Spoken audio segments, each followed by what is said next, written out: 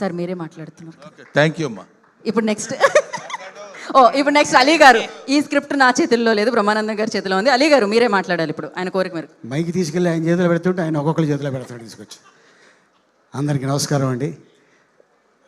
ఈరోజు ఈ అద్భుతమైన ఈవెంట్కి బ్లెస్ చేయడానికి మా అన్న the great comedian, Indian Charlie Chaplin Brahmanandam garu రావటం అండ్ శివాజీని ఎంటైర్ క్రూని ఆశీర్వదించడానికి రావడం జరిగింది. కానీ మొన్న రీసెంట్గా ఇంటికి వెళ్ళి కూర్చుంటే అరే ఏం జరుగుతుందిరా అన్న, ఇది ఇలాగా 6వ తారీఖు శివాజీ సినిమా రిలీజ్ అండి, 3వ తారీఖు ఈవెంట్ ఉంది, అరే ఒక నిమిషం ఉండని కాల్ చేశాను.